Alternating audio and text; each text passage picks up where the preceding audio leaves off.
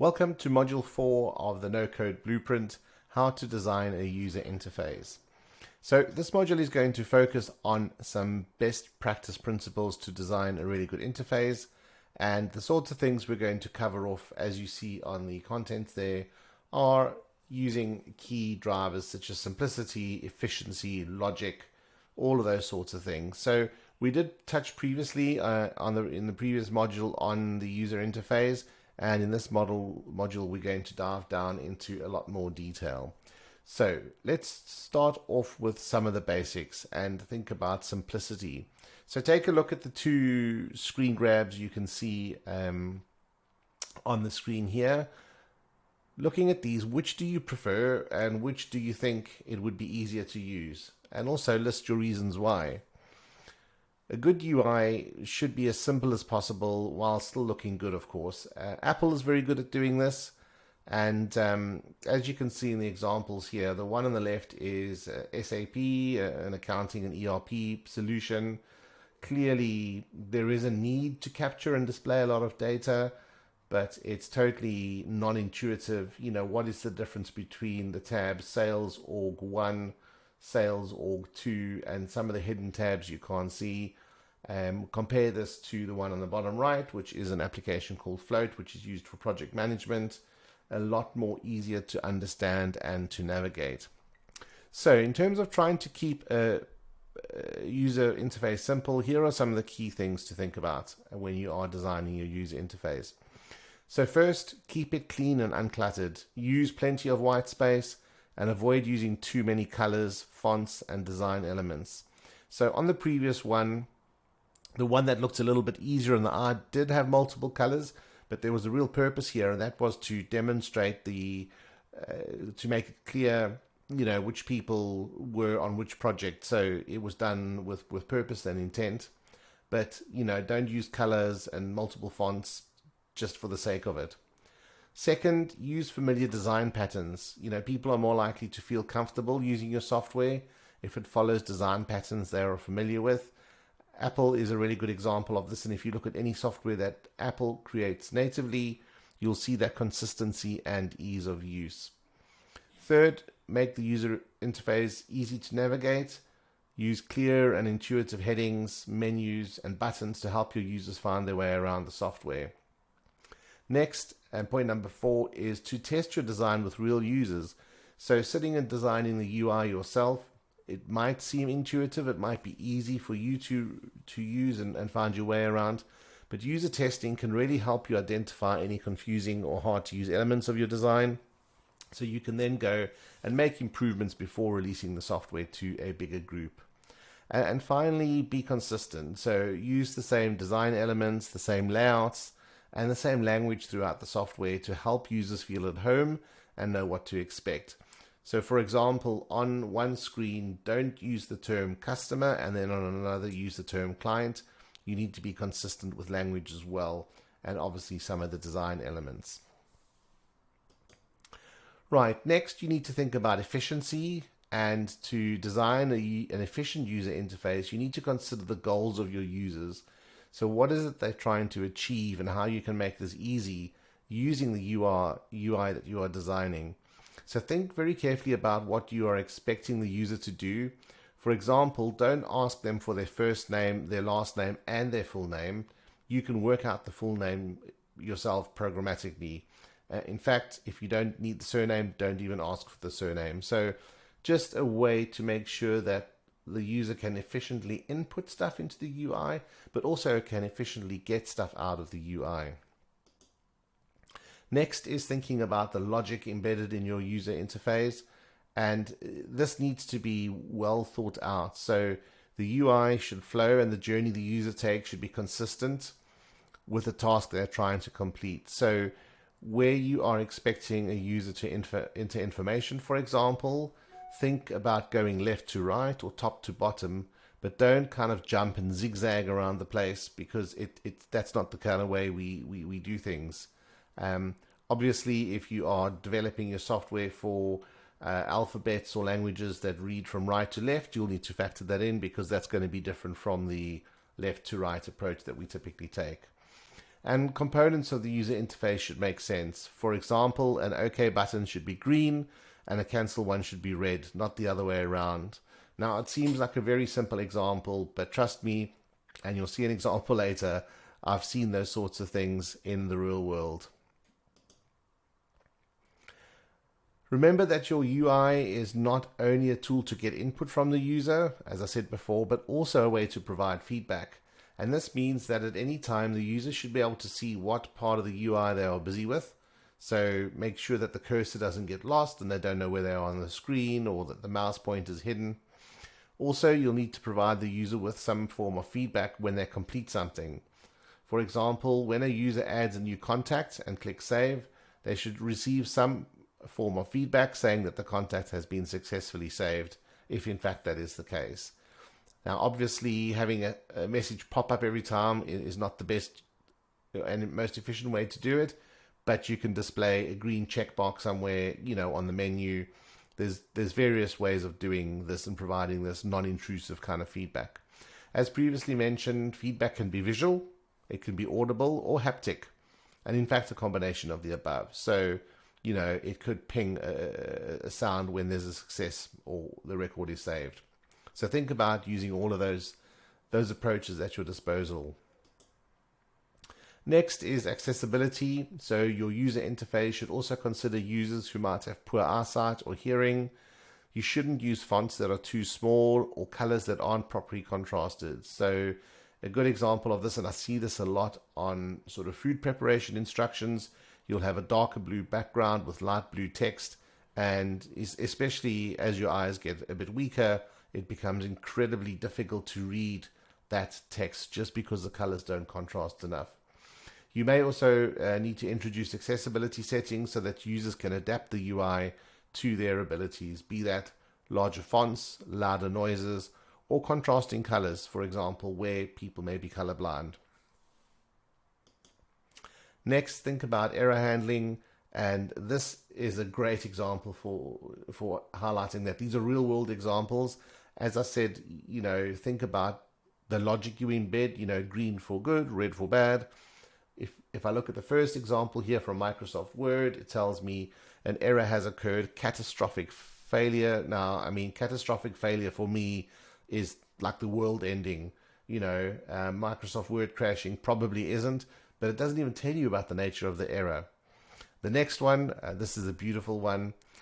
Obviously, someone's trying to close down a document and it says, "Are you sure you want to cancel this action? Click OK to cancel the current action or cancel to continue." So, we've mentioned feedback already, and this is especially important, when you get to things like this. When an error occurs, it's either because of a user action or an issue with the software. So the error needs to be handled eloquently. And in these two examples, neither are handled very eloquently. It's not obvious in the second one what the user should do. But then also think about it more broadly. Generally, you don't want your application to be crashing or become unresponsive or to terminate unexpectedly. Now, you don't always have a choice over this depending on the platform that you develop on, but you do need to try and handle and trap errors as well as possible. Also, then, the error should be descriptive and a helpful error message should be provided to help the user correct the error or to proceed in a way that won't have the error occur again. So a very good tool or approach for designing a good user interface is wireframing. And really, this is an approach and set of tools that you can use to design your interface before building it.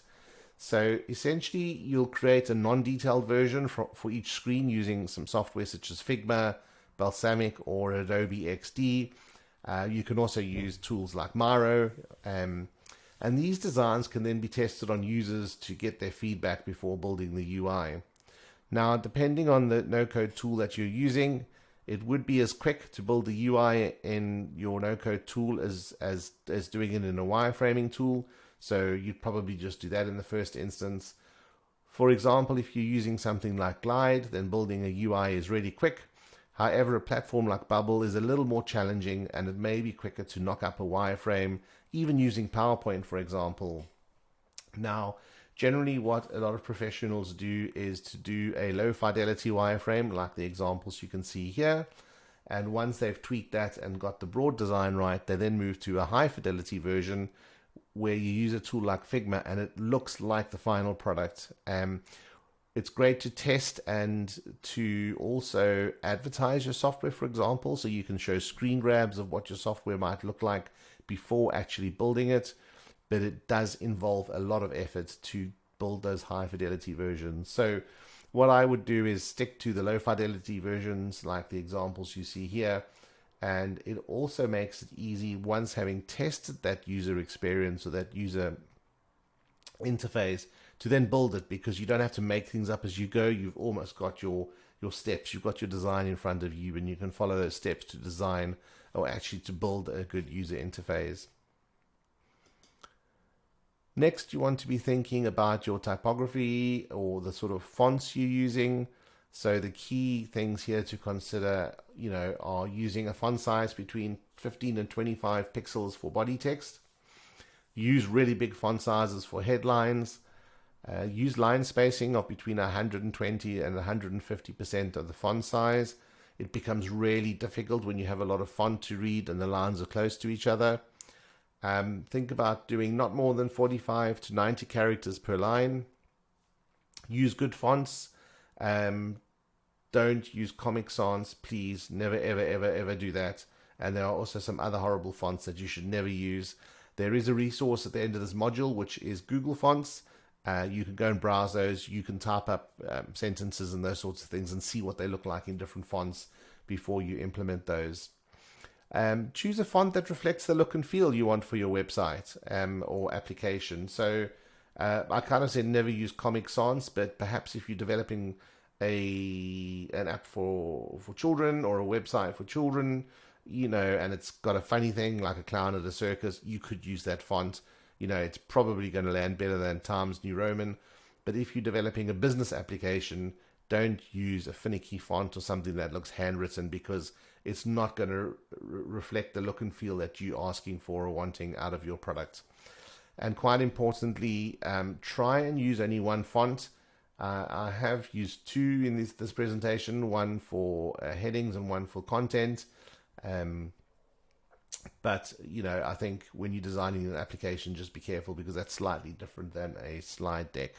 Think about using one font only. The next thing is, use colors like a professional. Think about using only one base color. Use a tool if you want to use more colors. And again, there's a resource at the end here which has color palettes on, and it'll show you which combination of colors go well together and the applicable hex codes, so it's easy to implement. Use color to draw attention, so use it sparingly. Don't have like red all over the show, because it's just going to be messy. Now the next one is quite controversial. There's generally a guideline that says never use black in your design. You can see my slides are dark, they're gray. And if you use dark mode generally on an operating system, it tends to be not pure black. Again, I think it's personal choice. But again, up for you to decide in terms of how you want your app to look. And then choose your colors wisely. And this goes back to using the combination of colors and, using the right colors for what you're wanting to achieve. So feel free to use those resources at the end of this module. Next, working with images. Where you have an image in your application, try and put relevant text directly on the image. It makes it easier to digest and it fits better together. What I tend to like doing is overlaying the image. So creating the image and then putting a layer of black, for instance, on it, and then making that transparent or semi-transparent. And that just makes it look a little more professional. Where you have free-flowing text, put that in a box. Sometimes think about blurring the image slightly, if you don't want the image to detract too much from what you're trying to achieve in that user interface. Right, next is thinking about working with icons. Use icons to list your features or your steps. Icons are very easy and intuitive to follow. Make sure they're representative of what you're trying to talk about.